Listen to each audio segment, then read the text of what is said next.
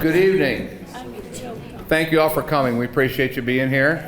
I'm going to keep this as brief as possible to give you all and our guest speakers as much time as possible. And I've been told that you all hear me talk too much as it is. So, give a little story here. When Hope was in its infancy, we knew we were going to need help. So we started reaching out to different organizations across the country. The very first positive response we received was from Teresa at CHEJ, which is the Center for Health, Environment, and Justice. Teresa has mentored us since that day. She's introduced us to valuable contacts. She's advised us, she's celebrated with us, and she's even cried with us. CHEJ has also helped fund us through grants. So I can say without a doubt that if it wasn't for CHEJ, Hope for Bristol would not have been able to achieve the victories we have to date. So tonight, we are blessed to have the founder of CHEJ here to talk to us, to listen to us, and to help us. In 1981, to ensure that no other community would have to face a toxic health threat alone, Lois founded the Center for Health, Environment, and Justice.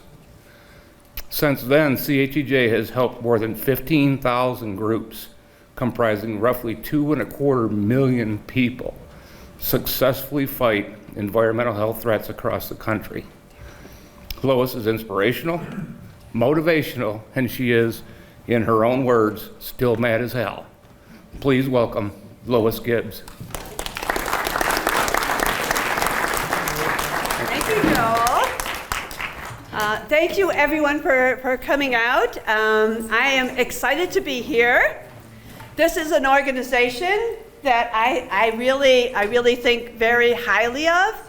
In my 40 years of working on these issues, I haven't seen an organization stop the influx of waste in a landfill as quickly as you all did it. So congratulations to all of you for that huge victory, right?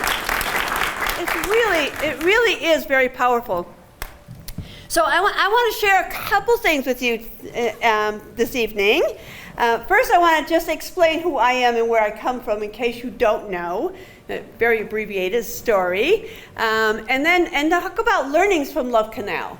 Because the learnings from Love Canal are really important for you all in your struggle here to find relief from this nasty landfill, or I guess there's landfills, there's 3 of them there, right? Yeah. So I come from Niagara Falls, New York.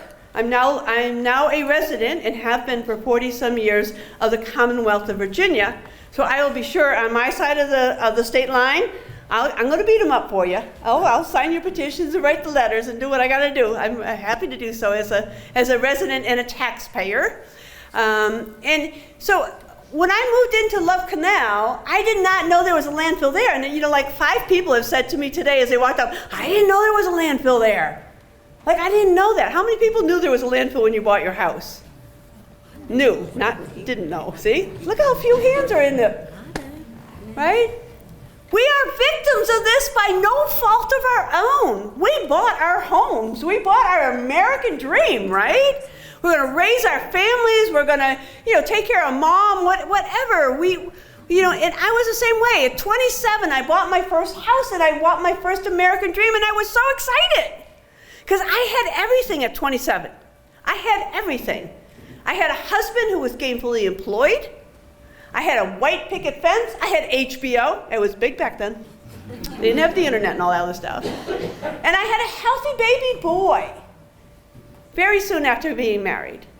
And Michael, we moved to Niagara Falls. We moved to this new home, and Michael at that time was 4 years old, almost 5. And when we moved in, all of a sudden he started getting sick, and I'm like, why is my son getting sick? And I knew first of all, that was probably my husband's bad genes. So I looked at his family really close, and it wasn't. He was okay. He got asthma. He developed epilepsy, where he would have grand mal seizures, fall on the floor, and there's nothing you can do but wait it out. He developed a liver problem, a urinary tract problem. Was one thing after the other. And the pediatrician said, I don't know, Lois. I don't know what is wrong with your son. I think that God gave you him because you are a good mother, and so you would take care of him. I'm like, no, God gave me a healthy baby. something else made my healthy baby sick.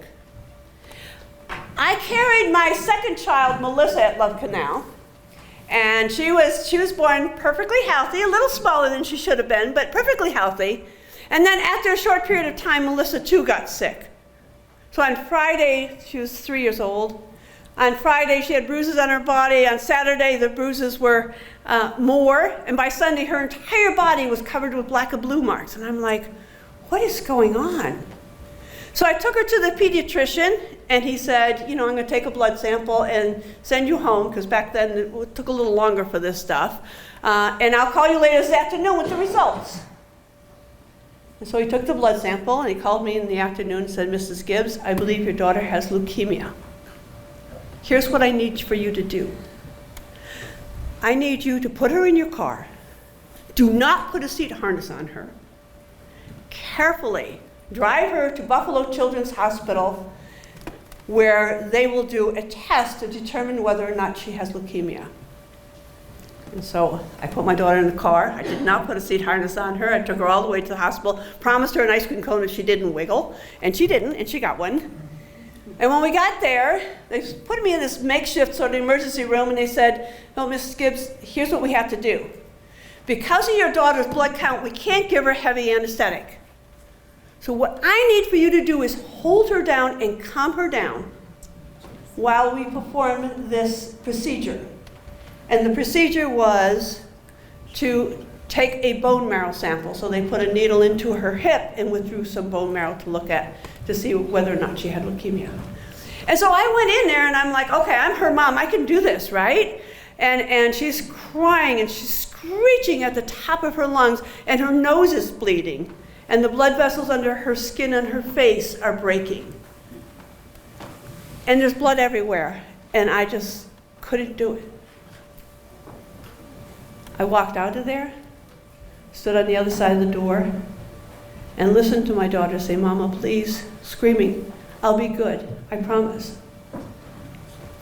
I tell you this story not because my children suffered more than others, they didn't. My children survived. I tell you this story because while this was happening to Melissa and Michael, my children, my neighbors' children, and children throughout the community, the city of Niagara Falls, the state of New York, and the federal EPA all knew we were being poisoned. Just like here today, they all know you're being poisoned. They knew it. And why didn't they do anything about it? Well, they did this thing they called a cost-benefit analysis. How much would it cost to fix Love Canal, to keep the chemicals from moving underground like they are here, seeping into our basements, seeping into our bodies and our children's bodies? How much would it cost? And at that time, in 1976 dollars, it was about $20 million.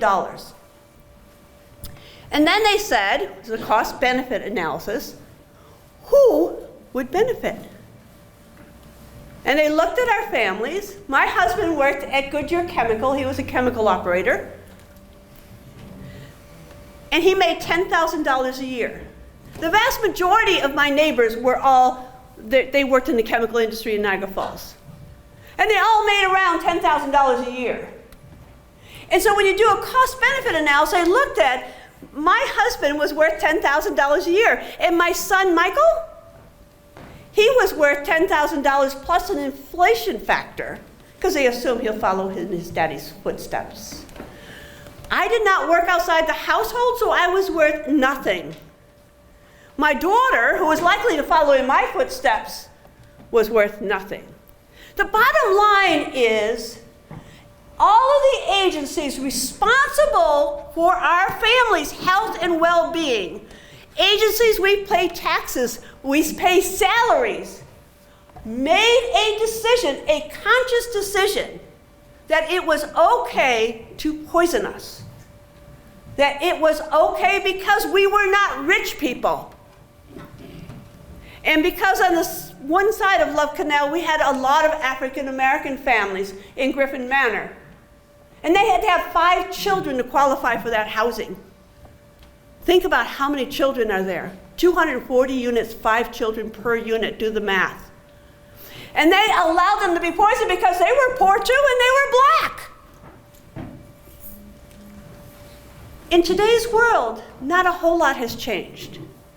The thing that I learned from Love Canal is that these decisions about whether you get poisoned or not are not decisions of medical or science. These are decisions of money. Who is going to pay? Who is going to pay to fix the problem? And in this case, the Commonwealth of Virginia is responsible, and the Commonwealth of Virginia should pay. However, while you're waiting for the Commonwealth to step up to the plate, Bristol, Tennessee also has to protect their citizens and go after the Commonwealth of Virginia to reimburse all the taxpayers. No one in Tennessee should have to pay the cost of fixing this problem. So that was the first lesson I learned. You know, I grew up in a working blue-collar community. My daddy was a bricklayer. My mama had 6 kids. We're Irish Catholic. and you know, we were always taught that if there was something wrong, you know, if you worked hard and you paid your dues, and, you know, that you would be protected. And it's just not so. The second lesson I learned, which I was shocked at too, and you know, I'm an incredibly naive human being, is I thought all we have to do is prove that we are sick. And if we can prove that we are sick, then they have to do something. Even if they don't want to do something, they have to do something, right? How many in this room think that that's true? Oh, pretty mixed. So we went out to prove that we were sick. And we did a health survey. And we looked at all of the families who lived in a 10-block area. This is a more urban area than you all are living in, but a 10-block area around the dump site. And we found that in that area, in our community, 56% of our children were born with birth defects. Over half our children had double rows of teeth, extra fingers, extra toes, or were mentally retarded. During the study period, we found 22 women were pregnant and only 4 normal babies were born. The rest of those pregnancies ended in miscarriages, stillborn babies, or birth defected children. We found all these other diseases, you know, people who had bloody noses, people who had migraines, people who had all of these other problems. And we presented it to the state, who says, here is the evidence. You could, I mean, obviously we're not scientists, we're you know, homemakers for the most part, but they had all the data. They could verify our data. We couldn't do that. We weren't qualified. And we said, here's the science. Look at this. This is what's happening to our families. You have to do something. And they looked at it, and they said, it's useless housewife data collected by people with a vested interest in the outcome. How come the Commonwealth of Virginia doesn't have a vested interest in the outcome here? Right? How come? How come the chemical companies that were responsible for Love Canal didn't have a vested interest? How come it's only the citizens who are somehow put in question because we have a vested interest? Excuse me, everybody has a vested interest in the outcome, whether you're paying the bill or receiving the benefit. So we decided we had to turn up the heat, so we turned up the heat on our elected officials to force this Department of Health, New York State Department of Health, to do a health study in our community to show that, because we knew if we could prove it, we were out. We were going to be saved, right? So New York State came and they did a health study. And they called me up and said, we're going to present our health study results to you all, and could you put the word out on the street, and we'll have a meeting, blah, blah, blah. Yes. She said, oh, and Lois, you'll be surprised. We found the same results as you did. Duh? What do you think, we're lying to you? Like, really? So they held a meeting, big auditorium. All of our folks were there. We never turned out less than 500 people. All our folks were there. And the health department went on to talk about their study. They talked about how they did it, you know, all the sort of science stuff in the background. And then they said, and here is what we found. We found that 56% of the children in Love Canal were born with birth defects. And we were just excited. I know it sounds really sick, but we were really excited because we thought, now this is the answer. They also said they found that there were pregnant women who had outcomes that were miscarriages, stillborns, and birth-defected children, like we found too. And so when they were done, they gave us these results and they said, but we do not believe that these problems are related to the 20,000 tons of chemicals buried in the center of the community. I'm like, what? We do not believe it. We believe it's a random clustering of genetically defected people. Anybody who's ever taken stats knows that's possible. Likely? No. But totally possible, right?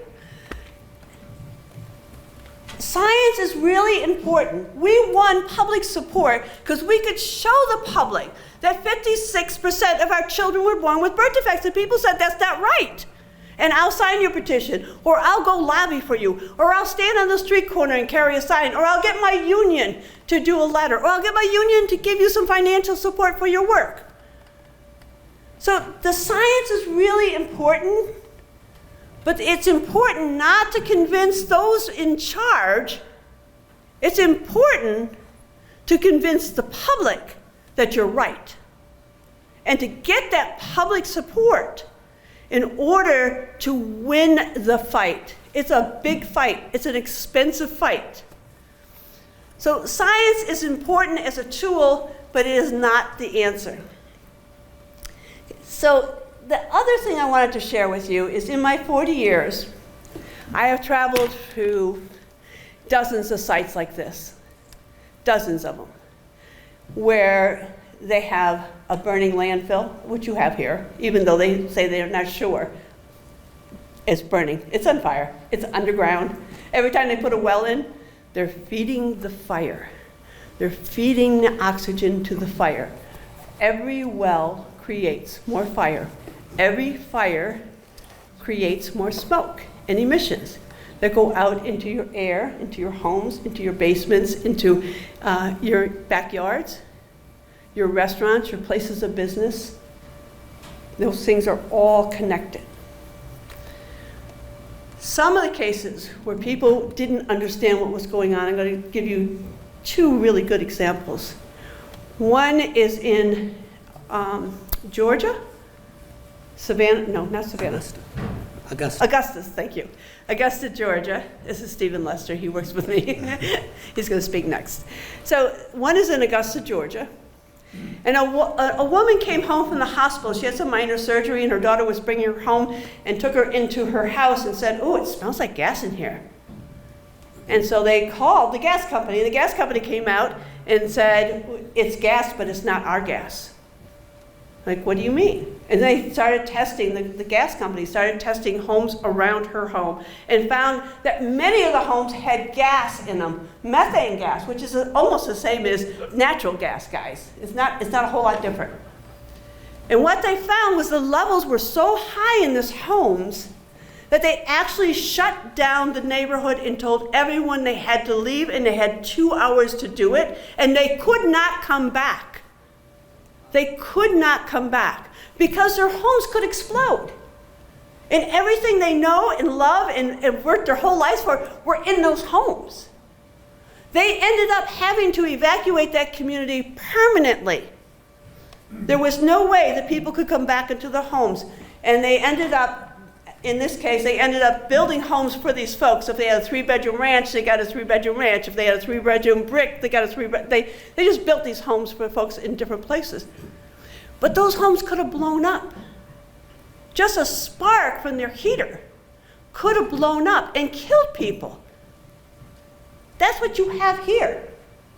Which homes? You don't know, because nobody's doing any testing, because nobody gives a hoot. Well, that's not true. The Bristol, Tennessee side, city council and mayor give a hoot, so I take that back. Let's applaud them. They do give a hoot. But it's not on their property, so they have a limit of what they can do. That, the other site was a site in Bridgeton, St. Louis, and we were working with that group for at least 10 years. So they have what they call an underground smoldering event. What the hell is an underground smoldering event? It's a fire. It's a fire. You don't have odors, girl. You have gas. You have toxic emissions. It's not odor. Never use their language. Their language is intended to belittle the problem and the risks. Never use their language. So this underground smoldering fire was burning through, and this one was owned by a private company, Republic Services. So Republic Services said, oh, we're going to fix it. We're going to fix it. We know how to fix it. Okay, so what are you going to do? So what they ended up doing is they offered evacuation for the whole 1 mile radius around the landfill. So you took the center of the landfill and you did 1 mile, drew a circle, and all those people could move to a hotel or motel or rent a condo, whatever, for a period of time, and Republic would pay for it, and they would pay for your food, and they would pay for all the other stuff associated with it. If you didn't want to move, you could stay there and smell the gas if you wanted. It's America, you're allowed to do it. And we'll give you $300 for the inconvenience.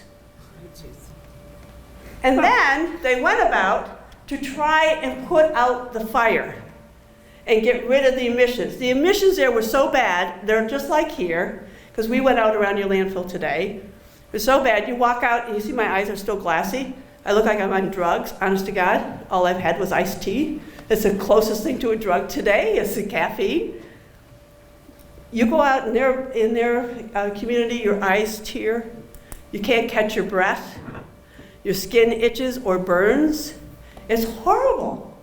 So they're going to try to fix this problem. And they're going to put a huge canvas kind of thing covering over the top of it. A membrane is what they call it. But unlike what they're trying to do here, they actually moved the people before they put the hole in the ground that added oxygen to the fire that caused more emissions into your community, right? So they evacuated all the folks who wanted to leave or had diseases and needed to leave. And then they went to put this thing on, and they put it on the whole site. And they were very proud of themselves, as they should be, because they tried really hard to put it out. I'm not, it wasn't a bad thing what they were trying to do. The engineers all said this will work. And they put it on, and it lasted maybe a couple months, and all of a sudden, the fire was still there. It was still burning, and the top would collapse down. And when it collapsed down, because it would burn, it's like charcoal, right? It's like wood. It collapses, it condenses, then the cover would fall in and rip. And in the middle of the site somewhere, you would have this bellowing smoke coming out. It's not a short-term fix. What you have here is going to take decades to fix. It's going to take decades to put out. That doesn't mean you have to come to meetings for decades. What you need to do is come to meetings and bring a friend next time until you get the commitment to do it right. And the commitment is from the Commonwealth of Virginia to do it right. And your city fathers and mothers have to help you get that.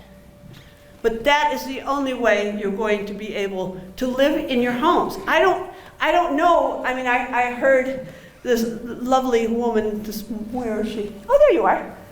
Dunn, right? Miss Dunn? Yeah. Nan, sorry. She's like, my house is so bad I get in my car and we drive around because we'd have nowhere to go. That is not right. That is not right. And the idea you say that and people are like, oh my gosh, like that is not right. People saying they can't live in their home. They're living with their son. They're living with somebody else. They're living with mom and dad. That's not right. You didn't work all that time to get your house and your property and your stuff to be moved out because of somebody else's mistakes. That's not right. And you've got to fight until you get it right. And that means compensating you in some way so you can go back to your house and live your American dream, if you will. That's what needs to happen. So let me summarize by saying, science is important. You need to collect that health data. Look at that. Look at your pets, your dogs, your horses, your chickens, your pigs, whatever you have. Look at them. They are also symptomatic. They will also be impacted by it. Your dogs, your cats, your animals of all sorts. Look at the health of the people in this community.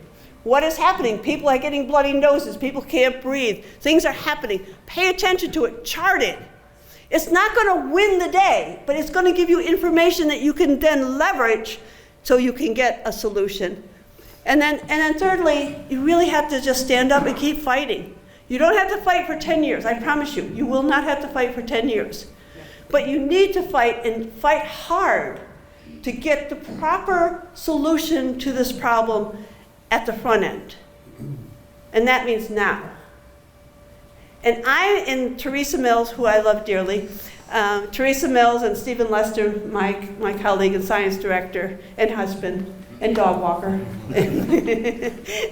We're here to help you. Anytime you guys need something we can do for you, please don't hesitate to call us. We're happy to help. Organizing, strategy, or science, because this is a long-term fight, but you got lots of people on your side.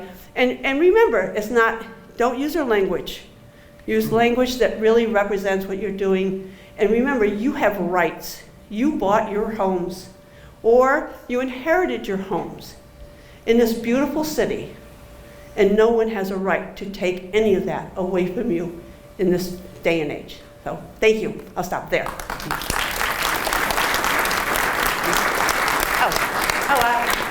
I'll stop there and introduce, just bring them.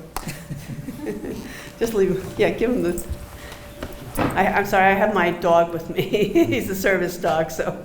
So let me introduce Stephen Lester. Stephen Lester worked with me at Love Canal. He was one of the science people who helped figure out 56% of our kids were birth defected. And then since then, we worked together at the Center for Health, Environment, and Justice. He came on as our science director and has years of firsthand experience in communities. Also, he has a degree from American University and Harvard in toxicology and public health.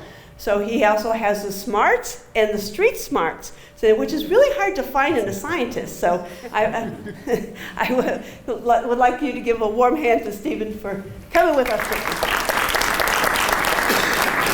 Warm welcome, sorry. Warm welcome, not warm hand. Good evening, everybody. Lois is a hard act to follow.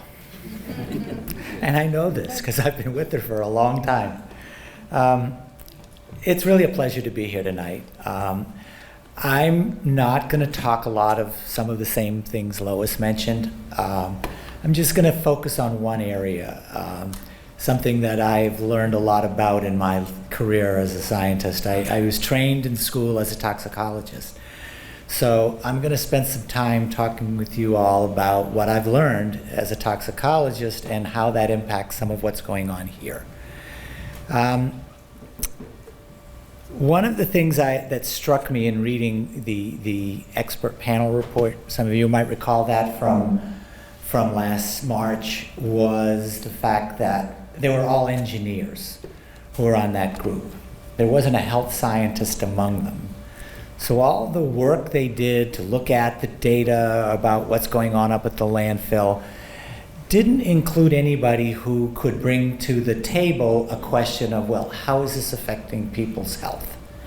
Now, that wasn't their charge. That wasn't what the state of Virginia, I guess, wanted to learn from them, so they never got that. But that, to me, is something that was missing from that report. Because what's happening to the folks who are in this room and the people who live in this neighborhood is not an engineering question, it's a health question, it's a biological question. So from what I learned at Love Canal, starting at Love Canal, but over these last 40 years, is that the way we address and look at science questions or health questions is not by looking at what health problems people cause, but we look at risk. And so, for example, there was an analysis done of the benzene readings and some of the other chemicals coming off that landfill over a year ago. And that analysis was a typical risk analysis that looked at one chemical when you're exposed one time and comparing it to these standards or these guidelines. These guidelines are not health-based. They're these risk-based standards.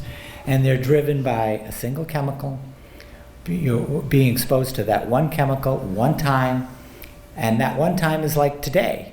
It's not like the last 2 months or the last year or however long you're exposed to these chemicals. And it primarily looks at one health outcome, usually cancer if that's what's caused, but if it's not, it's something else.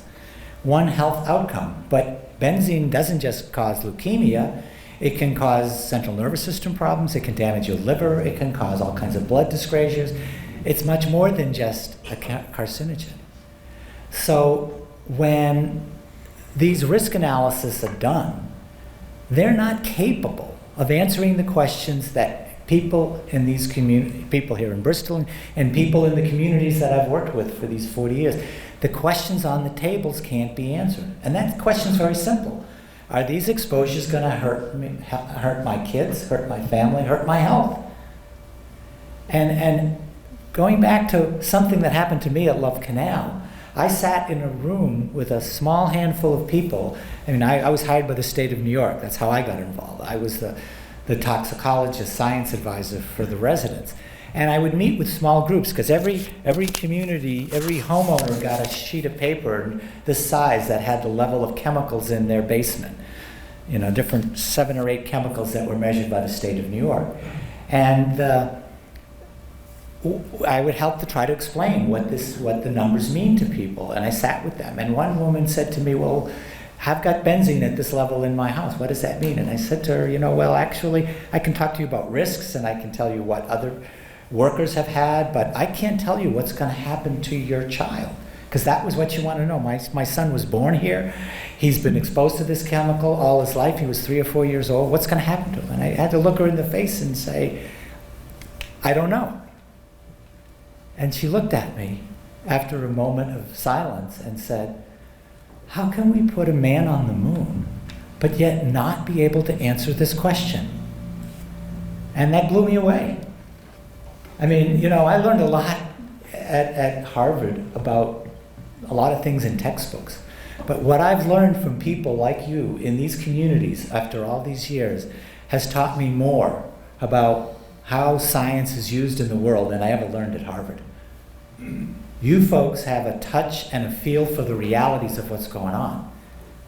So when someone does a risk analysis looking at benzene in isolation of the 12 or 15 or 30 other chemicals that you're being exposed to, when they're not looking at the cumulative effect of all of these chemicals that you're breathing at the same time, and you're not just breathing it once, you're breathing it every day for years at a time, that's a whole different analysis that as scientists we don't know how to do.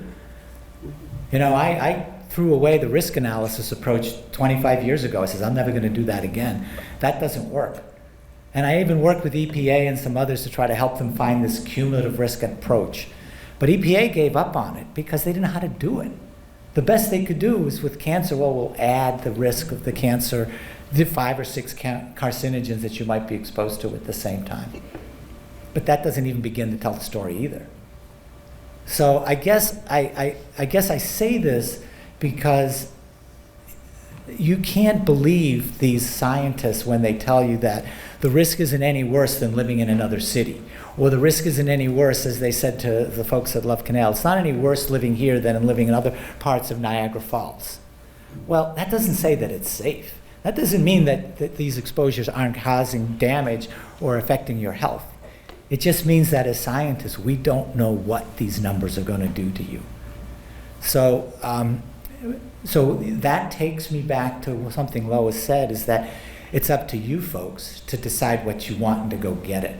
You have to use the science to, and one of the things Lois said is something I've thought about for you all that would make a lot of sense here, is you should take a log. You should start a log of all these health problems that are occurring in the community.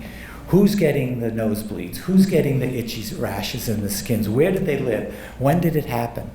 And use that information, build that information, use that information to go to the media, to go to your decision makers, to say, this is what's going on today, this is what happened yesterday, this is what's happening every single day in this community.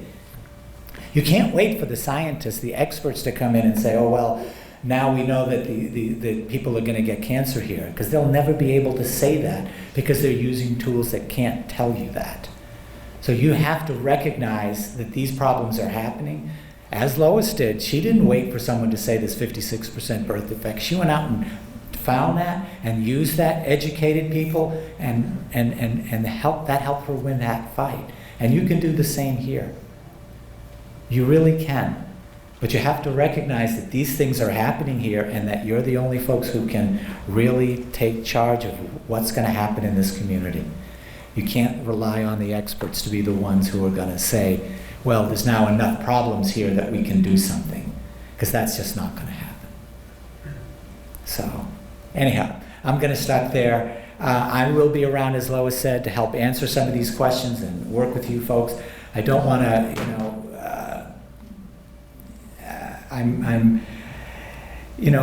as a scientist, when I was almost 40 years ago when that woman looked at me, as a scientist, we still can't answer those questions today. And so that really speaks to what we need to do, what you all need to do, is you need to take control of these situations. So I'll stop there. Thank you very much.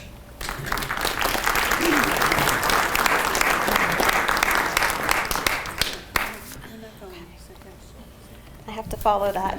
Thank you so much, Lois and Stephen.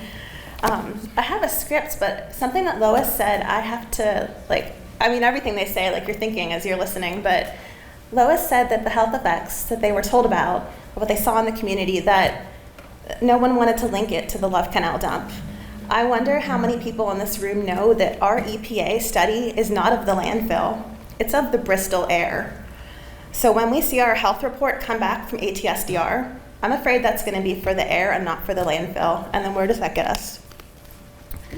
So, as Lois and Stephen have demonstrated, too often people are exposed to environmental risks without being told what is in their backyards. Here in Bristol, our particular nightmare is the Bristol, Virginia landfill. All of us here know about the terrible pollution in our air from the quarry landfill. Some of us know about the additional risks from the older landfill, which is next to the quarry. But are we really being told everything we need to know?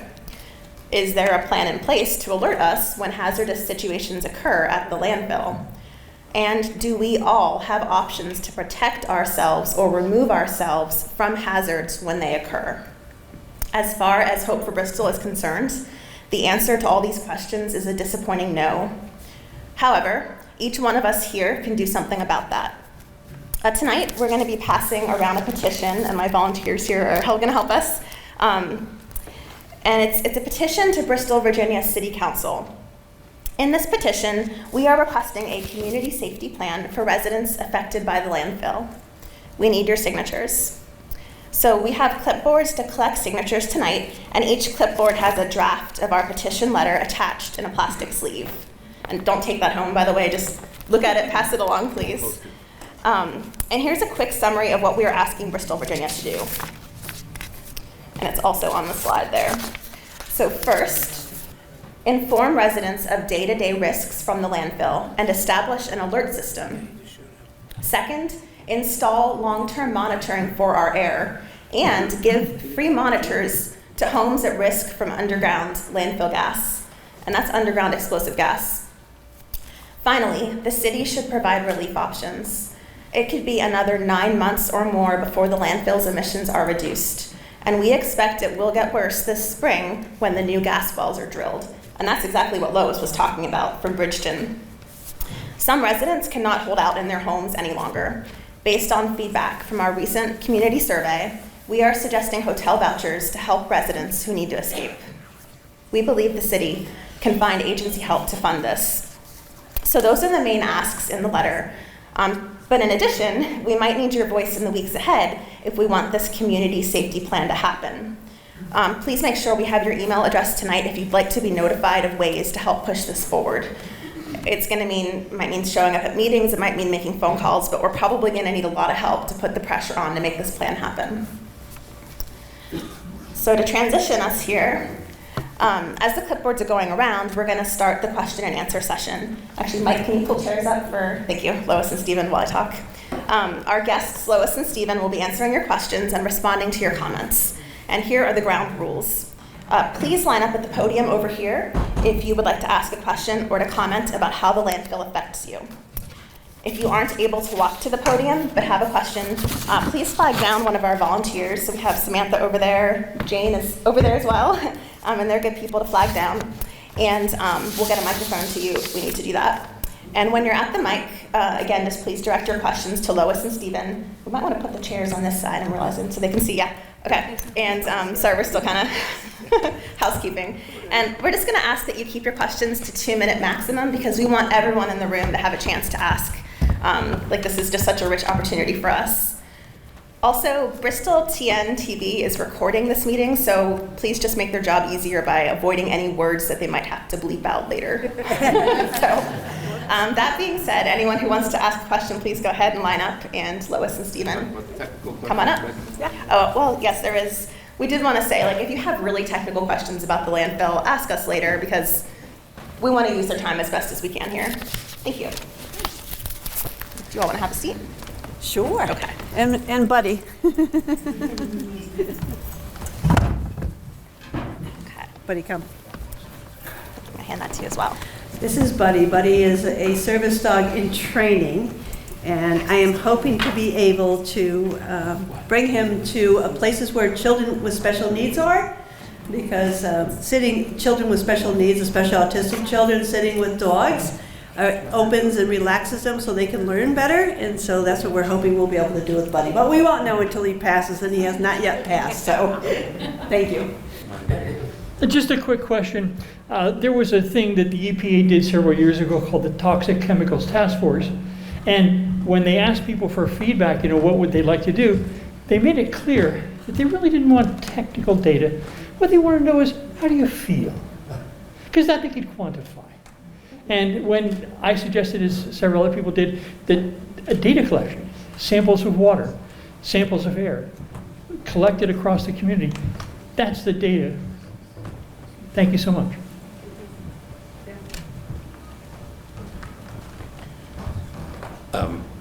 Barry Hopper in 133 Spanish Oak, 8/10 of a mile from this disaster.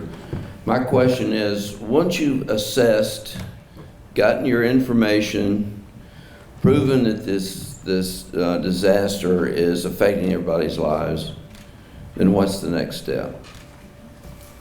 Very good question. So after, I think I'll stand up. After we did all of that, the government still did not want to do the right thing, which was relocation of all 800 families, including the 240 units of subsidized housing to the west side of the canal. So what we did, we had to turn up the political pressure.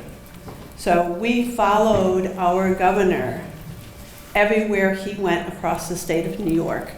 Now, that sounds like a lot of work, right? But actually, what we did is we found 3 people who were in, Albany, New York, or Rochester, and we asked them to carry the same sign with the same message.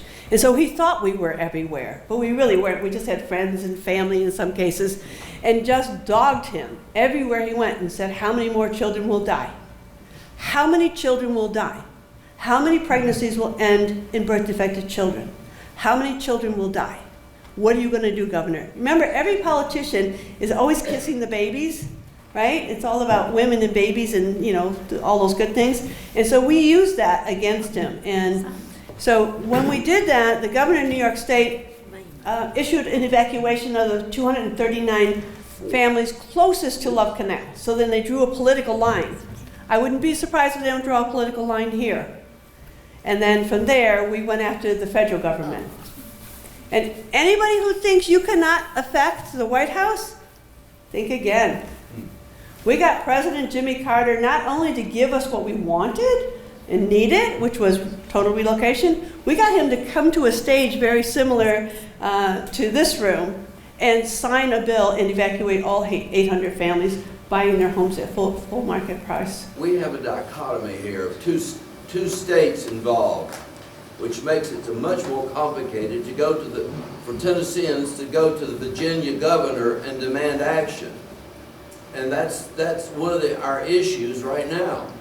Yeah, so that is true. There's 2 states here. I will also tell you, and we talked about this earlier, is that most landfills are on a line. It's either a county and a city, 2 states, 2 counties. You know, they do this intentionally for exactly the reason you guys are faced with here. But just because you live in Tennessee doesn't mean you can't get over and get in the face of the Commonwealth. And, you know, there's also, I mean, I know there's already a lawsuit pending, but, you know, if the governor is running for office, which he's not now, in Virginia, obviously, but whatever's happening in Virginia, you can join the groups to oppose them. You can carry the sign about how their landfill is leaking. You don't even have to say you're from Tennessee. It doesn't matter.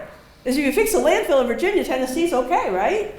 I mean, essentially. So, you know, go to Virginia, go to the Commonwealth, be my guest. I'm a resident there, I can invite you. And, you know, you just gotta, I mean, you can do it here in Tennessee. You can do it here in Tennessee to get them to move and then reimburse themselves later. But I think the real target is the Commonwealth of Virginia. And I think that's really, you know, maybe you take a caravan, the death of your city. This is a music capital. This is like a beautiful place. Like, where's the heritage here? What is Virginia doing to the country music area? This is what, the founding? It's got beautiful heritage. What is the state of Virginia doing to Tennessee's history and historical places? Like, so you don't have to paint it all as ugly and negative. It's like we're coming to the Capitol in Richmond, Virginia to save our country music heritage from pollution. That's cool, right? You know, bring your guitars, whatever, even if you don't play them, bring them anyhow, you know, pretend you can play them.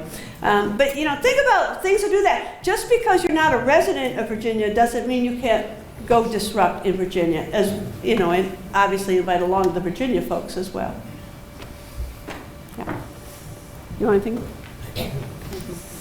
Okay. Bristol's the country music birthplace, I've learned today. Yeah, you're the country music birthplace. Oh my, come on. That is so cool. That is like cool, right? Like, where are all of those country music singers? Why are they not here on your side? Who's calling them? Anybody call them? Ask them for a letter of support to take to the governor in Virginia? I mean, there's plenty of opportunities here, especially given this has got such a deep, rich history and a lovely history, a positive history, not a negative history. And Virginia's ruining that. Thank you. Well, first, Lois and Stephen, thank you for coming. Really appreciate it.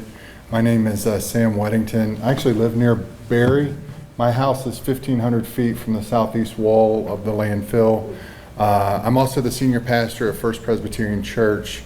And I was really struck by your description of what you went through, how you described the community, that it was working class, blue collar, white folk, and also African Americans.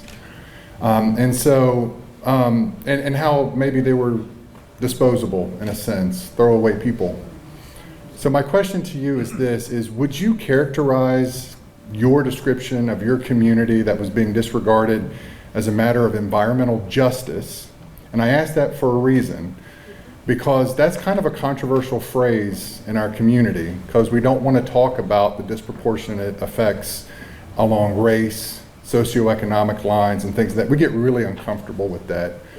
So I want to know if you would characterize what you experienced as one of environmental justice, and also if you could comment about how using the tool of environmental justice might actually serve this community because of new avenues that have been opened up at the federal level to fund remediation of environmental justice sites. Thank you. Thank you. That's a really good question. Yes, environmental justice. I mean, here's the thing that always frustrated me, and Stephen can attest to this, is the units, the subsidized housing was run by this lovely woman, Sarah Herbert. She was an African-American woman with a couple kids. And she and I would do press conferences together. And she would never be on the news. Literally, she would never, we would be standing next to each other, and she would never get on the news because she was a black woman. And so I think it's really symbolic of Because there's environmental justice and then there's environmental justice. So yeah, poor people are one thing, but if they're poor white, they still have an added edge over if you're poor and black or if you're poor in any color, right? And so, I find people turned off by the term environmental justice, and there's a lot of reasons for it.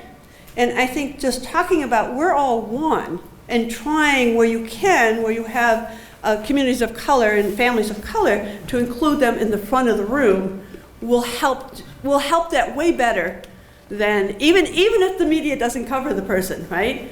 It'll help it way better than using terminology like that. It's like people call me an ecofeminist. I'm not an ecofeminist. I just find that label to be not right. And so I think when we start using labels, and I've been saying this to the EJ community forever, when we keep using labels, then people will move away that we might be able to embrace. And so I think the answer is yes, but don't use those words. But on the other hand, there is a ton of money out there for communities that are of low wealth and of color that are being polluted. And Biden just signed a $100 billion grant program that you all could probably get hold of, some money for your work here. And so there is a lot of attention on the issue of communities of low wealth, communities of color, and pollution. And it's worthy to use in the media. The media likes that because it's controversial, number one. And it's good guy, bad guy, white guy, black guy. They like, it's just stupid, but that's what they like and that's what they print. And so, yeah, I think there's real opportunities here. But I think that you should really talk about diversifying the front of the room as well as, the room in Could you just repeat that one more time? Diversifying the front of the room? Yeah. Well, but it's also hard. I mean, I look around here, I don't see a whole lot of people of color in the room. And so why is that? And so how do we fix that? And then, based on that could change. But I think it takes an extra energy to do that. And so what I find in communities is they've used every ounce of time to fight this, but they don't feel like they have time for that other piece. But that other piece is primary if you really want to win. You've got to include everybody in the community, regardless of their income, regardless of their color, regardless of their religion, so forth and so on. Yeah.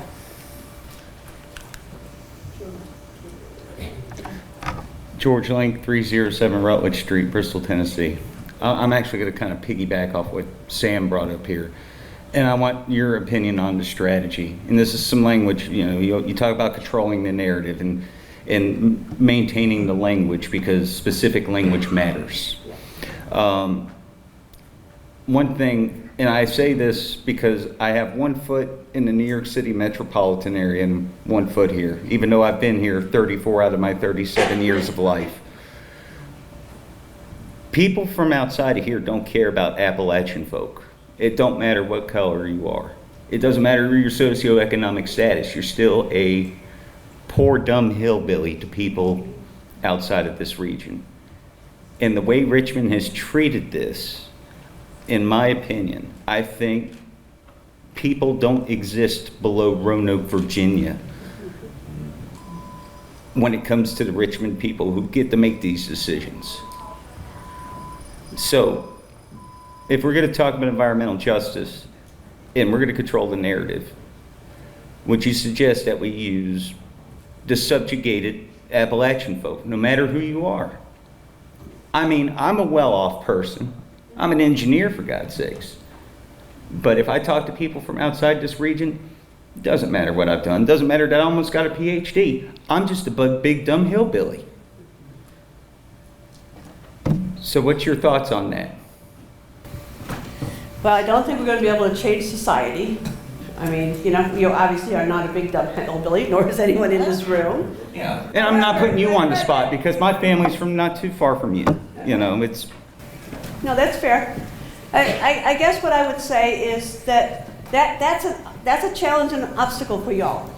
So how do you get around it? And so one of the things we were talking about earlier is getting some of those country music people. You Even if you were the most intelligent, rich people in the world, you still wouldn't have enough power here because there's not enough people, right? Potentially.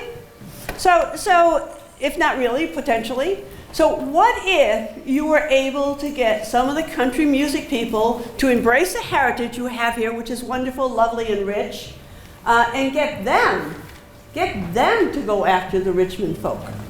Get them to do that. Because although they may see you the public may see you in a different light, they're going to see Dolly Parton as Dolly Parton, and Dolly gives a hoot. Dolly does give a hoot about people. And they're going to see, what's his name? Chris Stapleton. Chris Stapleton. I love his song, Whiskey. Oh my God, that song is so good. It's like strawberry wine and warm and fun and whatever. And he cares about this area. And he cares about you. And he cares about people in this room. So how about, if you can't do it on your own, just because physically you aren't big enough, you're not enough people, right? Who can you get who can really turn up that heat? And, in New Jersey, it's always Bruce Springsteen. And he does it. He goes under the table. You never know he gave a penny or did a thing. But he does all the time in New Jersey, Asbury Park in particular. And I am sure that you can look around here and find those country music people that will elevate your fight to a different level. And politicians care what Chris says. Politicians care what Dolly says. Politicians cares when they get on the news and they say, well, I just visited this community, or I just had a conversation with this woman who has to drive around in the middle of the night because she can't breathe in her house and she ain't got no place to go. That's not right. That's just not right. And so, I want to help the people in Bristol, and I want other folks to come and join me. That puts the pressure on. So you can't change the way society is looking at you overnight for this particular issue, although we do have to continue to work on that.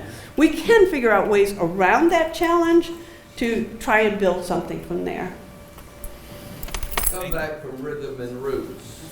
Yes, rhythm and roots. There you go. Okay, and now that's a new T-shirt. You got that one, Joel? Rhythm and roots. I have many of them. Yes. Okay. Well, I just think you have such a beautiful base to work from.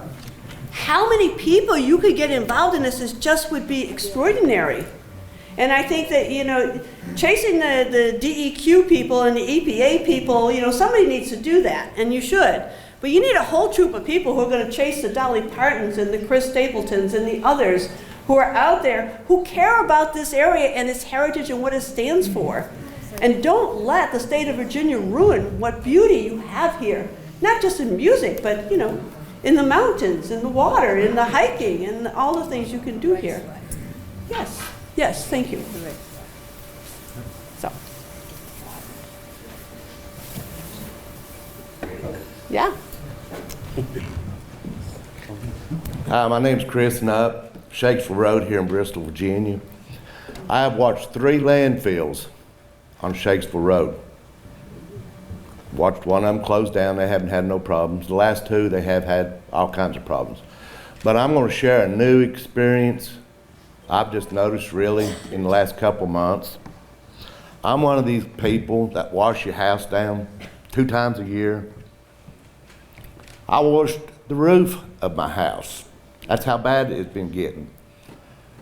Well, I washed the roof of my 2 houses there last year, got metal roofs on them. But here about 2 months ago, here it is again. It reminded me back in the day when everybody around used to burn coal. But coal, when the rain come through, it usually washed it off. But you couldn't walk in your yards or anything like this. But right now, my roofs on these 2 houses, they're nasty. And it don't take a rocket scientist or anything to figure this out. The emissions that's coming out of this landfill, I can sit on my front porch at times and look at a cloud of smoke from, both sides of these so-called chimneys. Looks like a coal furnace. But where's this stuff going before it breaks down in the air?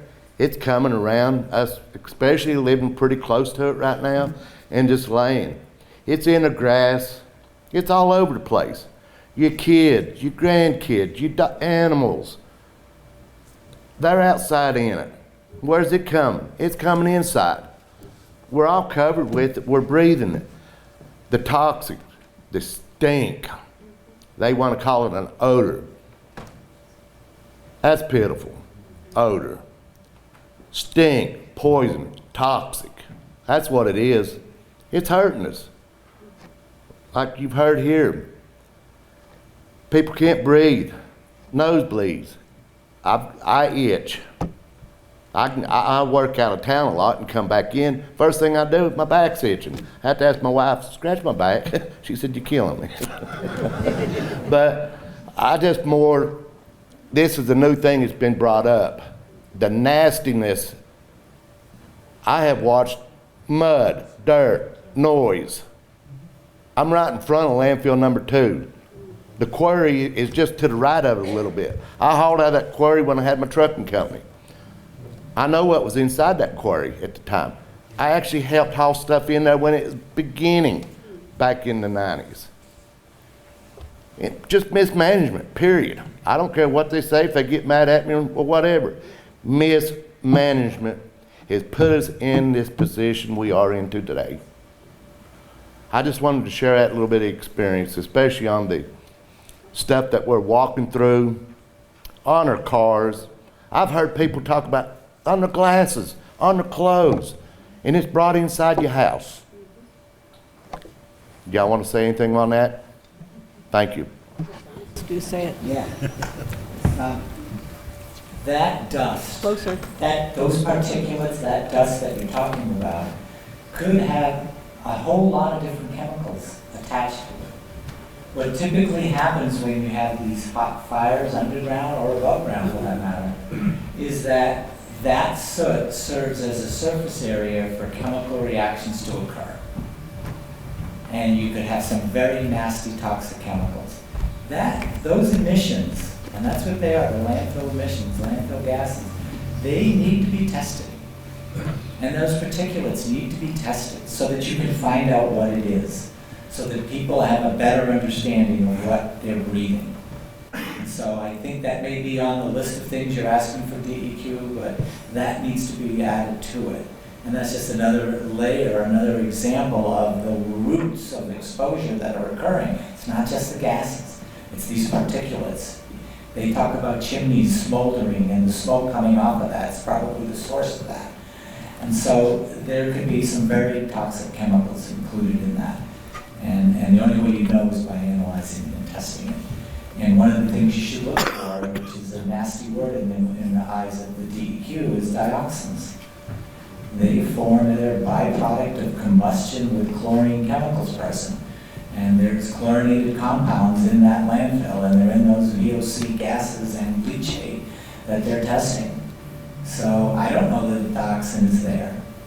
But if I were living here and I were seeing that soot falling on your homes and getting into your lungs and you're breathing it, I'd want to know. Thinking that's something else you want to ask for. Thank you. We don't ask for it, we demand it. Yes, he said we don't ask for it, we demand it. Just wanted to repeat that. That was worthy of repeating. Dioxin is the most toxic chemical known to man, by the way, and just a tiny bit of it could create serious problems. Hi, my name is Lynn Testerman. I'm a partial, or I share ownership in 2 properties in Bristol. First off, thank you all for being here, and thank you, everybody that's here already knows there's a problem, or you wouldn't be here. I think part of our problem is many people in Bristol are not as affected by the smell as others, and my family is the perfect example of that. My house, as the road goes, is 4 miles from the landfill, probably less, a lot less if you were just flying over. However, we occasionally get the smell outside. We never get it in our house, thank goodness. The only time I'm affected is if I happen to turn the defroster on and now my return air is not working and I get a whiff of it. The other house we own is on Georgia Avenue, 1005 Georgia Avenue. Cute little Cape Cod cottage house that was built in the 20s. It's adorable. I bought it as a rental property 4 years ago, but renting to own to one of my children. First couple of years there, we had no issues. Didn't really notice the smell too much per se. It's a house that street level, it's right even with the street. The backyard is sort of a low-lying area. It tends to stay a little damp. We have a partial earthen basement. Maybe that's part of the problem. But my son, his wife, and their now 2-year-old have been unable to live in the house since mid-December last year. They were at first still maintaining a home but spending the night with us because at night the baby was up coughing all night, respiratory problems. It just became unlivable. They have been living with us full time now. They have moved out of their house. They have 3 air purifiers. They have an ozone machine. And the problem is not the smell. The smell comes and goes. The smell, once it comes, it sits in their house, and they cannot get it out of the house without opening every window and every door. It's in their furniture, it's in their curtains, it's in their clothing. When they brought clothing to my house from their house, guess what? We could smell it when there's no odors anywhere else detectable. And I think many people in Bristol that aren't affected by it think, well, yeah, it's a problem, and maybe they don't smell it as often, but guess what? We're all getting affected by it. And I think that's one avenue where we can get more people involved, is help the people who aren't suffering because of it understand how serious this is. And you know, we even looked at trying to get a exhaust fan put in there, and the man said it isn't going to help. So my question for toxicology, Mr. Stephen, how can we test the air in their basement now? I mean, I need to know what we can do. Is there, whether you pay for it privately, or how can we get someone to come and test the air at this house, because it is a problem. Okay, before he answers that question, I'm going to take, because I like the first part, it's like, how do we get these people involved who aren't impacted? First of all, the gas company puts a smell in gas for a purpose, right? So you know that your gas is leaking on your stove or something. You know, gas doesn't necessarily smell. Because you don't smell it doesn't mean it's not there. So that's one thing that you should figure out, how to get the message out. The other thing is that if you were to hold like a pulmonary, you know, they have these well vans that go around for blood pressure and I don't know, different things. County hospitals do them all the time. They're free of charge.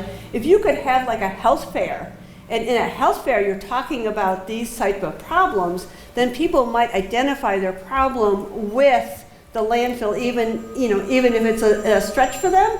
And that's another way of getting people involved is, you know, when they go and get their blood pressure and they find it's really high, they don't live, they sort of like live in your house A, but not your house B. And then they might make the connection, well, maybe I do smell it sometimes, maybe that's going to impact it. So think about doing something like, especially in the spring, like a health fair or something, that will bring in lots of people who are not immediately here, that you might be able to move into helping you in the bigger fight. Mr. Toxicology. The other thing, just before I get to your specific question, is that these chemicals can travel long distances. 4 miles is no big deal for a chemical, whether it's a gas or a particle. I mean, as a gas, it will diffuse and lose its concentration as it goes further away. It's not true of particulates. So the fact that particulates are a source coming off this landfill now, I think opens up a bigger Pandora's box of how this can affect people some distance away. I mean, you'll remember this story better than I do, but in Louisiana, they did some balloon testing to show people how far the currents will take the chemicals coming out of this incinerator.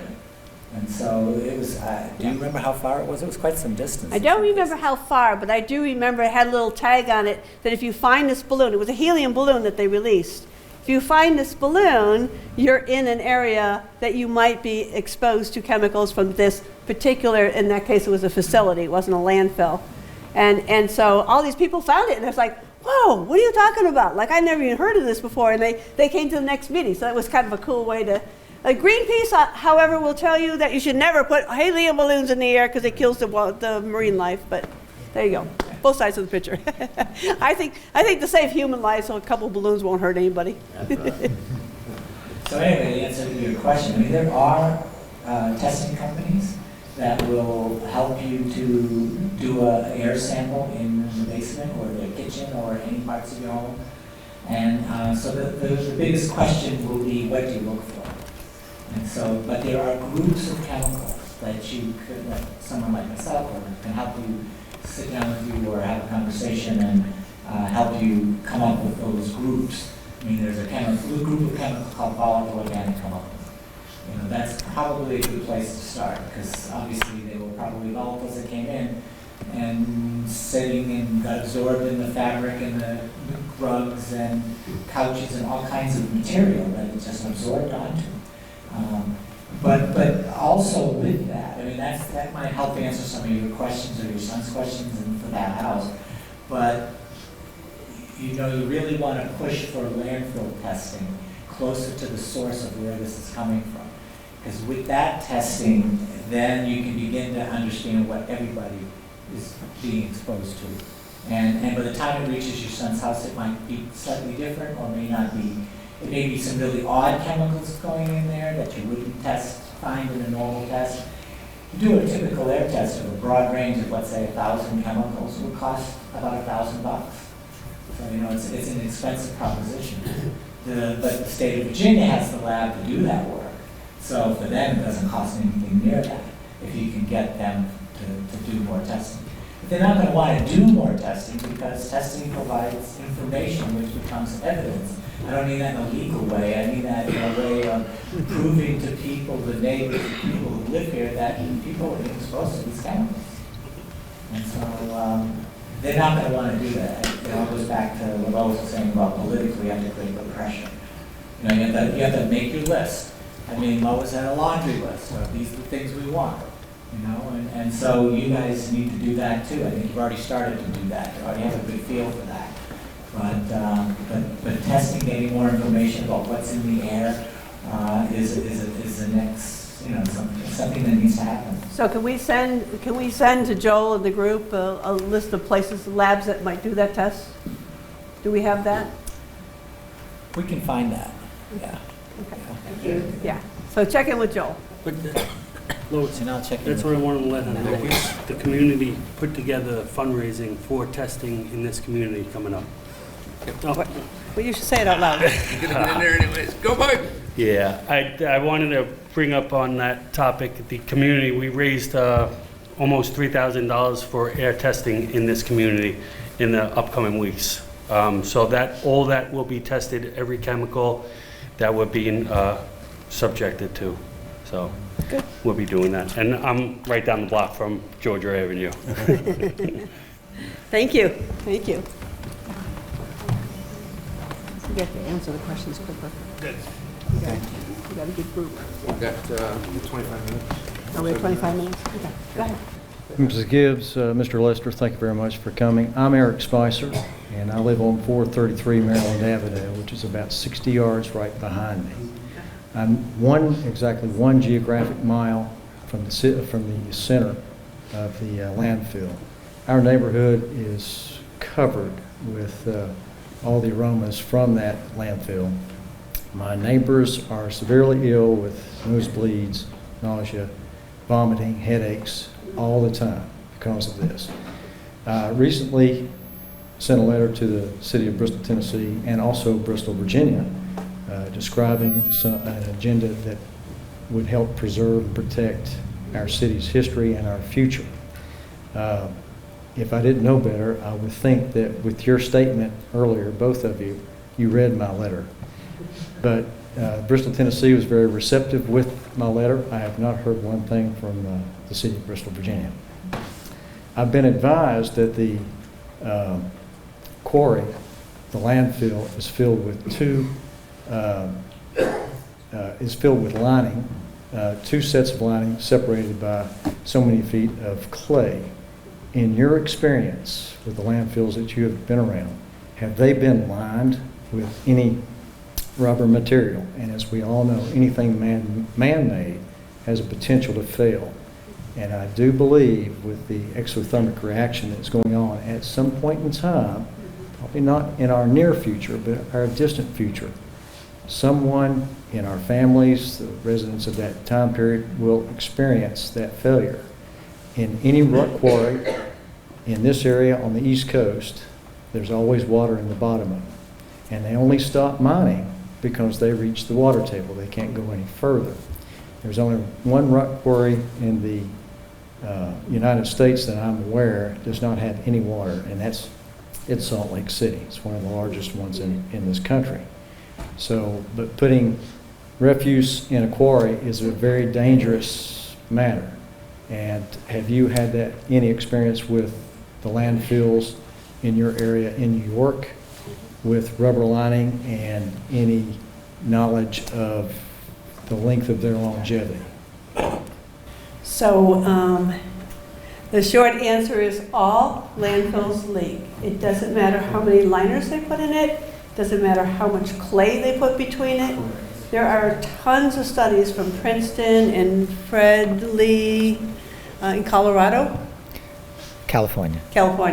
There's plenty, I mean, these are seriously academic reports, ones that I don't even understand. He understands them, I don't understand them. And yeah, they all leak. And you cannot build a landfill that doesn't leak.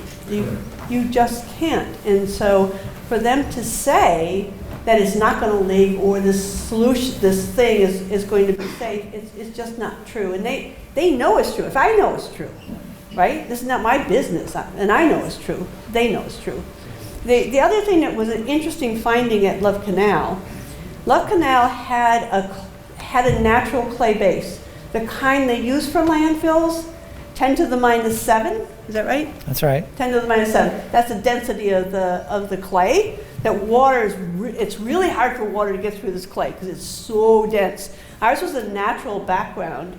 Our whole community was 10 to the minus 7 clay. It wasn't brought in. It was actually there. You know, Mother Nature put it there.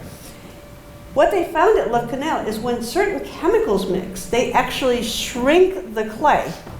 And so it creates like little tunnels or fissures. Cracks. Yeah, fissures, thank you. That go through the ground. And so what we found was in low-lying areas at Love Canal. So these are areas where water would pool and stay for a number of days before it would drain and so forth, in people's backyards. That in those areas where most of those birth defects and birth defected children and women who were unable to carry babies came from. It was like the canaries in the mine in those low-lying areas. We called them swales, or the scientists all called them swales. And so, you know, the answer is that landfill's leaking like a sieve. That's absolutely right. And just to add a little to that, prior to that time, the engineers were convinced that the chemicals could not travel through the ground through this area. And when they opened up that trench with a backhoe, and you could see the chemicals lining through these cracks, just the black, oily chemical goo, everybody went back to the drawing board. And we said, okay, and that's kind of what you do with these landfills, is you make your decisions based on what you know, and then when you find out you're wrong, you go back to the drawing board and you try again. And so all landfills do leak. Lois said it really well, and it will come out at some point. What about soil contamination? Once that enters the water system, it's going to leach back up through the soil system, and then crops, things like that, will be tainted for years to come. Yeah, most people around landfills, whether they're chemical or solid waste landfills, which are really chemicals, but they're just different, right? They often, if not always, say, do not plant a garden. Right. Do not let your children barefoot in the backyard. Do not let your pets out in the backyard. Like, why do we have a backyard if my kids and my pets can't go there, right? I mean, it's just not right, and so, yeah. Thank you very much. Thank you.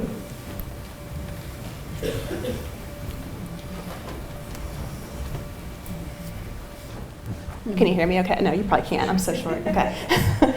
Before I ask my question, I want to say we still have about 20 more minutes that we can receive questions. So if there's anything else you want to share or ask, please, this is the time we have them. So I'm trying to think how to even phrase this. So I've been involved with looking at records and trying to understand this landfill for 2 years now. And every time I would come across something like, okay, the gas ratios are off. Maybe something's wrong in this landfill. Oh, the temperatures are super high. Well, now surely they have to do something because they're in violation of this law. oh, there's benzene in the air, and hey, it's actually over the Agency for Toxic Substances, Disease, and Registry's minimal risk levels. Oh, there's methane in the ground right behind people's homes. Like, and you know what? The law says they have to do this and that. Like, it has been so frustrating for me to find I can look at the law and it will say what's supposed to happen, but it's like either the landfill owner, and in this case it's the city of Bristol, Virginia, and the consultants are just experts at this. Like they find ways to get around the law over and over again, and it's just made the situation so much worse. Or like nobody cares and it just kind of gets ignored. I mean, Bristol, Tennessee took them to suit because of how many ways in which they broke the law. But I was an engineer back in the day, and I thought, hey, we have environmental regulations, we have landfill regulations in place, like, okay, and maybe it's too much, I don't know. And now I'm like, these regulations don't even protect us. How did we get to this point where like the regulations are just rules that like the landfills are just kind of trying to play around, where you can't actually use the system to help your own community when like everything is wrong with the landfill? How did we get there, and like how do we fix that? That's not science. It's a little science. It's a little science. Law does not equal justice. Law does not equal justice. Regulations do not equal justice. Because the laws are on the book or the regs are on the books, it's sort of like 56% of our children were not born birth defected because of a random clustering of genetically defective people. It's just not so. And they will always dismiss it. I heard people talking about ATSDR and CDC, and the result is a report that's about to come out. That this is a federal agency that looks at toxic exposures in communities and health impacts. They are inconclusive by design. I've never seen one that ever said there was a health problem. I mean, people were dead. I mean, literally, people were dead. And they were like, well, no. So it's not, I mean, it's about, like I said earlier, it's about money. They know that they have violated the law. They know that they have violated the regulation. They know the temperature's going up, the fire is spreading, which means the emissions are increasing. They know that. But if they admit it, then they have to do something about it. Right? And they're not going to do that because it costs money. So how do you make it, it's our formula of cost-benefit analysis, if you will, right? How do we make it so hard for those people in Virginia, the governor, the whoever, that they are going to do this because they just want you to shut up and go away? That is what you want. You want them to be so irritated by all of you that they shut up and go away. And so here are some tactics you can use. So we did, and this is going to sound awful, and I apologize to anybody who might be offended in advance. We did what we called the horror story of the week or the month, the week. Horror story of the week. We took one family who had a child with a birth defect, and we did a human interest story. And then we sent it to reporters, different reporters. And each one had the same message, right? Get the governor to evacuate the families. That was the message. It was very clear, very 10 words or less. And people read human interest stories. People like human interest stories. And so, then it was like, get the governor to do this, get the president to do this. And then people would call like, I just read this story. This was really a horrible story. I mean, Barbara Quimby, who was my best friend, has a child with a severe birth defect, mentally retarded, severely retarded. And her other daughter had some problems as well. And she told this story about, I bought the house, I had this baby, we were so excited, and she's 12 years old and she's still got diapers because we can't toilet train her because she's so severely retarded. And people are like, well, that's not right. Like I said to you, it's not right. It's not right that you cannot sleep in your houses. It's not right. And tell those human interest stories, not the science stories, not the law stories. Those human interest stories like you did this morning on that news release or press conference thing we did. Tell those stories and have your target. Because, it's like speeding. We have a law about how fast you can go on the road. But if the cop isn't there to catch you, you can go as fast as you darn well, right? And so laws are there for reasons, but they're only being used when it's, you know, something that they want to do. They want to catch speeders in this area because of accidents, or they want to make more money so they can pay their officers, or whatever it might be, right? And so that's how you have to rethink what you're doing. And when ATSDR comes out with a report, they're going to tell you that there is not a problem here. That there is not a problem. I will tell you exactly what they're going to say. They did their assessment, and there is not a problem here. There's a nuisance here. There's an odor nuisance here. And someone should deal with this odor nuisance. That's what ATSDR is going to say. And it's just, I mean, you need to reframe it. You need to figure out different tactics that way. You know, get on a talk show. Don't you guys have morning talk shows and radio shows? You know, radio, people listen to radio all the time, by the way. People have dismissed it because of TV and streaming and all that stuff, but actually people will listen to it a lot in cars.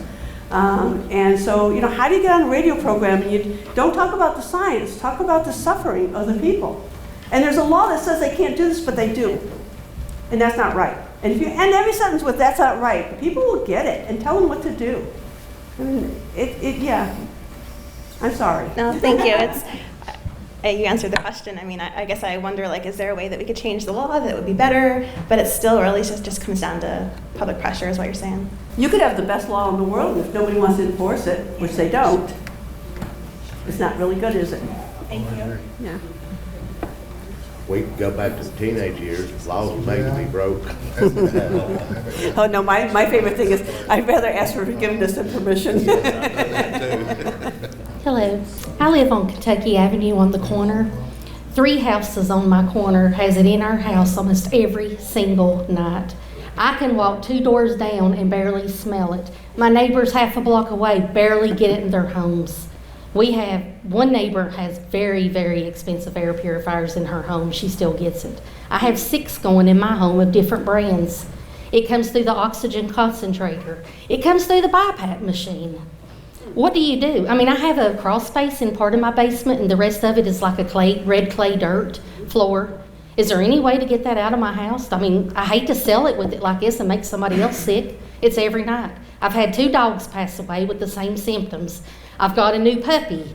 He was fine. The breeder said no problems whatsoever. He's doing the same thing my other dogs were doing. The same exact things. How is it getting in my house and the other 2 neighbors on the corner and nowhere else? Now, right now, one of the storm drains behind my house is stopped up. Bristol, Tennessee, please God, don't fix it. I'm begging. But it is stopped up. The ones on the corner of Pennsylvania and Cedar have been stopped up for years. The people that live right there tell me they never smell it in their house, ever. And I'm like, is it coming through the storm drains? Is it coming through the caves under the house, the ground? There's a stuff that goes like floating on top of my above ground pool. We can't even, for 2 years we've not used the pool. We've not had Christmas at my house in 2 years. We've not had Thanksgiving. We can't. I mean, and I also want to say, if anybody is suffering with the anger that I did, please get away from your house for a while. It will do you a major amount of good. Because and I don't have an anger problem normally, but this done me in. Toward the fact I didn't trust myself. That I've gotten away, and it has helped tremendously. Yeah, I don't have any special answer that's going to be able to tell you what's happening or why that's getting into your house. I mean, somebody could come up, could spend some time at your house and try to look at the soil and the groundwater and the surface water and the sewage drain and the storm piping system. I mean, often these chemicals traveling through the ground can find avenues in sewer lines, the stones, or if you have a French drain or something like that could provide a preferential area, or if there was an old area that was dug out where they might have dug an area for a road or something and then decided not to do it. I mean, it's hard to say, but it sounds like something unique is happening there. Mm-hmm. And it just would take some investigative time, some environmentalist. You're saying that the soil in there's dirt in the basement I in have some red areas? clay dirt in my And that's basement. got Like there's a chemicals? vein that goes up to the crawl space. And then I have the red clay floor that's as hard as concrete. I've had all of my chimneys taken off my roof, new roof put on, new windows in my house.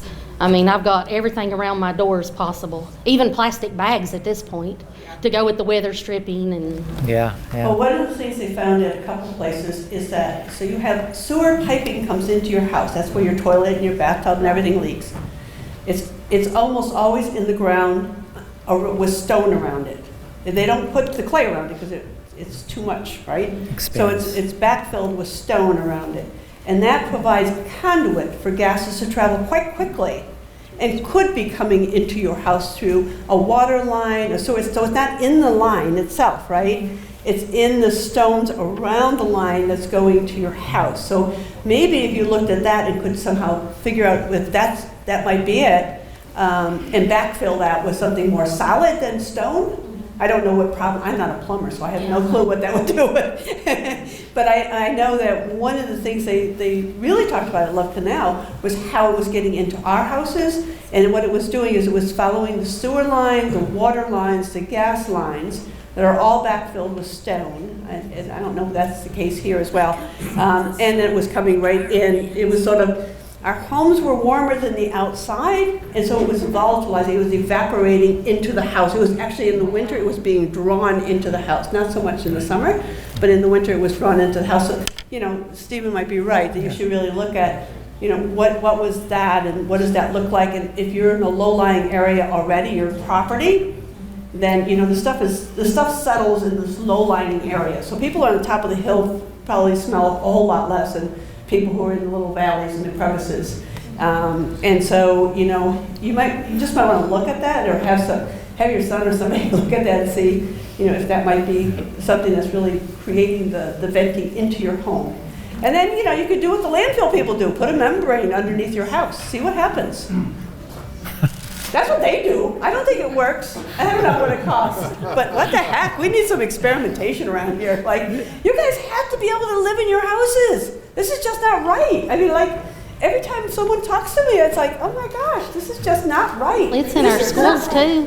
I mean, these poor kids is living with it in their houses, then sitting with it in schools. Now, Fairmount School does have air purifiers. I don't know about the other schools, but they do have air purifiers in the classroom. They're trying. Yeah, but when they go outside, they're getting exposed. When they get on their bus or in their car or walk home, however they travel from point A to point B, they're getting exposed. And little kids are the most vulnerable of all the population. The seniors are too, but with all due respect, I'm 72, or 71. I'm a senior. We've lived our lives, okay? But these little ones, you don't know, and you especially don't know from 0 to 15 when their reproductive organs are being developed. What happens to those reproductive organs? And how is it impacting? Because we learned a lot about endocrine disrupting chemicals over the last decade, and those are chemicals that impact the endocrine system, which is your hormone system. And it really impacts young children and their hormone system. So, it's a huge question about that school and whether that school is actually safe for children because of the vulnerability of their age and their growth patterns. Right. I know one of the fire departments was switching their firemen out because of illnesses and stuff, and I really appreciated that. I don't know if that's still going on or not, but I thought that was great that the city cared enough about their fire people to protect them and try to help them. Right. So, I mean, we're lucky to live in Bristol, Tennessee with the support that we get from our officials. So. One last question. Do you have a sump pump in that house? No. Does anybody have sump pumps here? No. It's not, okay. That's a New York thing. Yeah, it's Northern Virginia thing too, but Northern that's so Virginia, much here. yeah, I got one in my house in Falls Church. Okay. Yeah. That's a potential other avenue of the chemicals coming in through the sump pumps. But.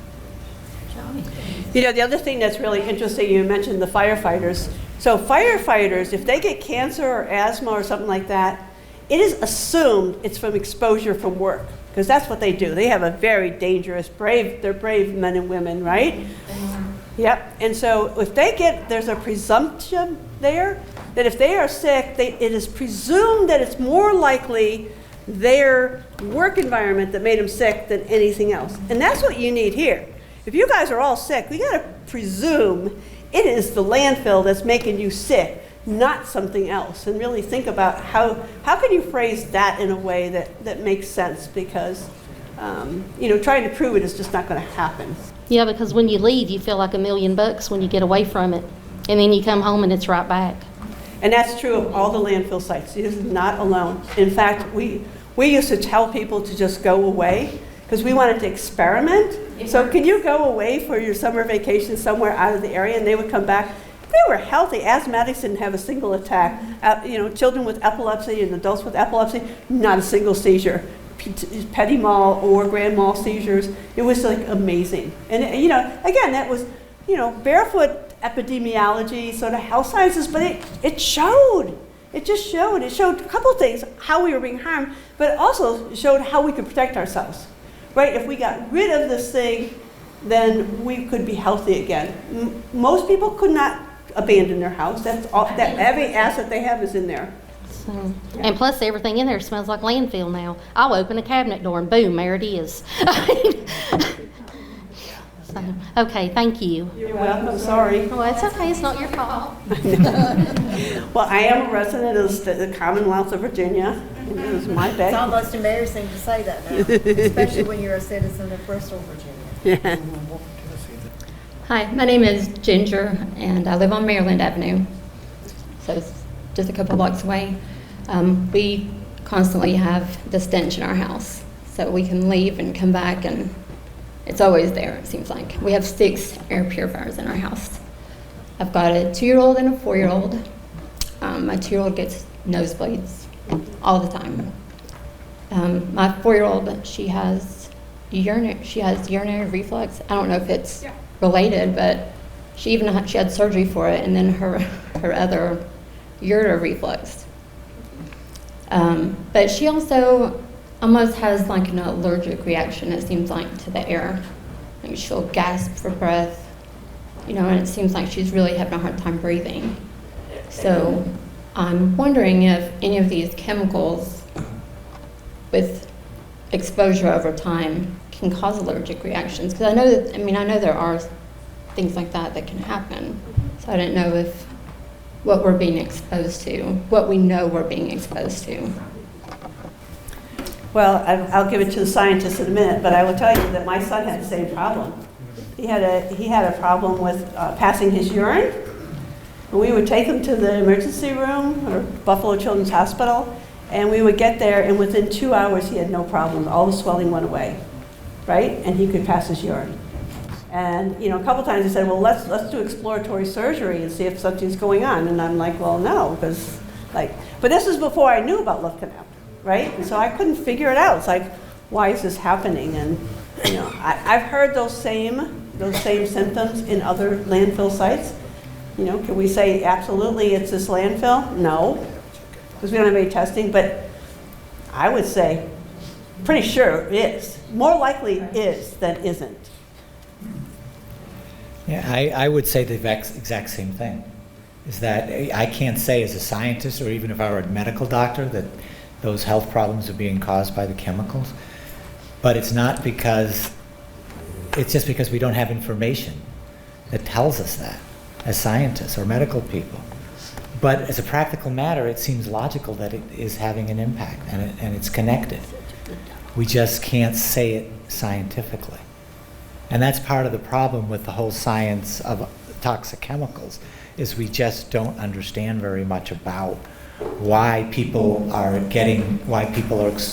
get the health problems they do when they're exposed. We just don't understand that.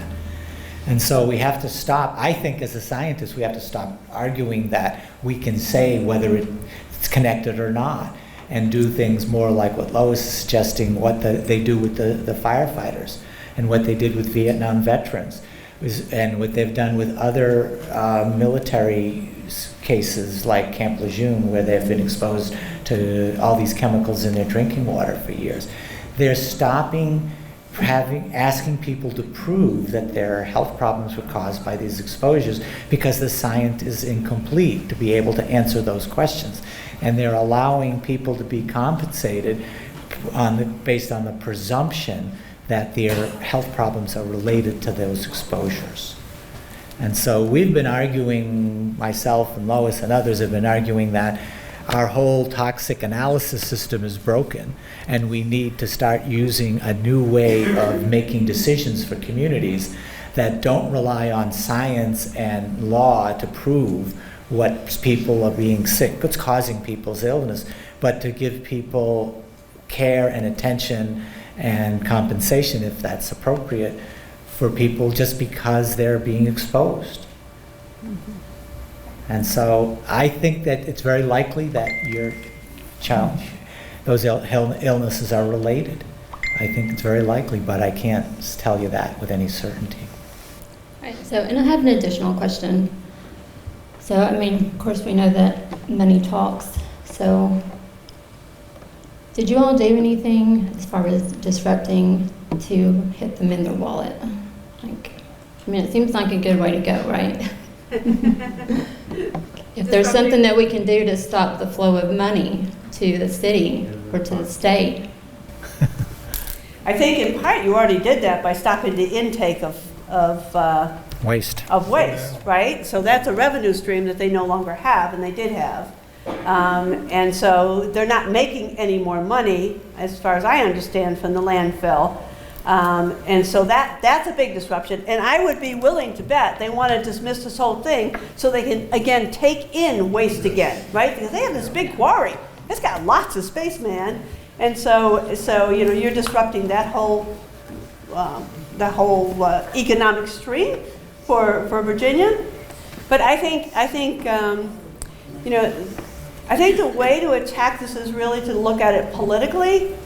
And really, it's not about money, it's about the governor who's worried about books in the library and what that might do to children, doesn't care that children in Bristol, Tennessee, and Bristol, Virginia, are getting sick and can't read a book, right? I mean, so pick the topic that the governor is talking about today, right? I mean, you could even do that, and again, if I offend somebody, I apologize in advance. I ask for forgiveness instead of permission. You know, if you want to talk about abortion, okay, let's talk about abortion, Governor York. I'm like, what are you doing here? These women cannot give birth to children because they're being poisoned. Like, you're just saying this is wrong over here, but it's not wrong over there. Or if he's talking about, you know, whatever he's talking about. You just link your thing to what he's talking about and send it out to the media. They're always looking for the one and the other, right? The conflict. And you know, you don't have to support or not support abortion or support or not support books in libraries that have, you know, different things. But you need to really look at what is he saying and where is he? Where is he? Where is he tonight, right? How do we get two of our neighbor friends or our cousins or somebody to go to where he is and raise that issue about books and children who can't read in Bristol because they're being poisoned, they can't breathe. You can't breathe, you can't read. That's all there is to it. We'd love to read the good books, but we can't breathe, so we can't read. And Governor, it's up to you to fix that problem. So now you have all these people who are about libraries and books and stuff who are also learning about your issue. So, you know, really, it's not so much about money, because I think you've done about all you can do in money, and then the city here is suing them, so that's additional resources, right? I think you really need to look at it politically and find a strategy that works on the governor or whoever it is that your target is for the state, the Commonwealth of Virginia. Are we done? Okay, I'm going to send this back to Joel. Thank you all for being so kind and staying all this time, and I really appreciate you guys being invited.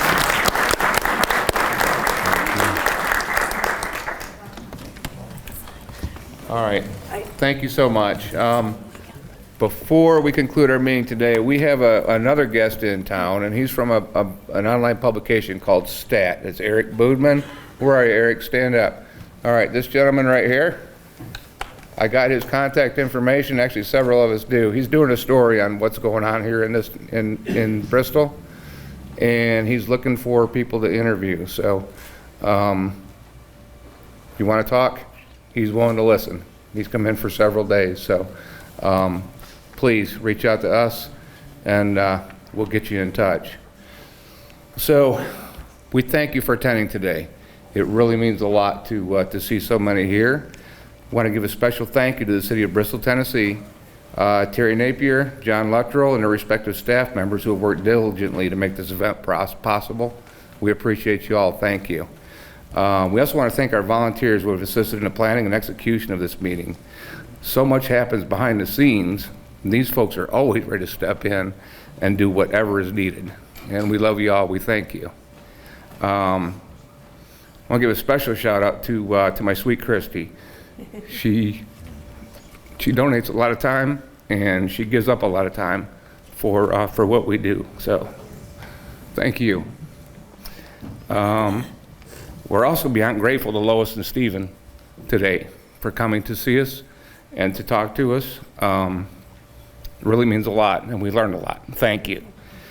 So most importantly, we're humbled and we're grateful for the support that our community has given us. You allow us to do what we do.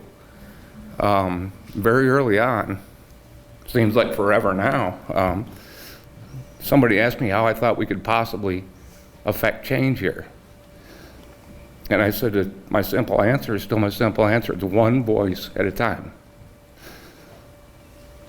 Lois and Stephen cannot save us. That work is up to us. We must continue to grow and use our voices to ensure the health and safety of our beloved home, of our Bristol. So, as we close here tonight, Becky's gonna go put her son to bed, but I think Mike and I are gonna go down to Pins and Friends, and you're all invited to come join us. Check out this wonderful new place downtown. Are you gonna be able to join us? Absolutely. All right. So come on down. Let's talk. Let's share some stories and have some fellowship. It's very therapeutic. So, thank you all.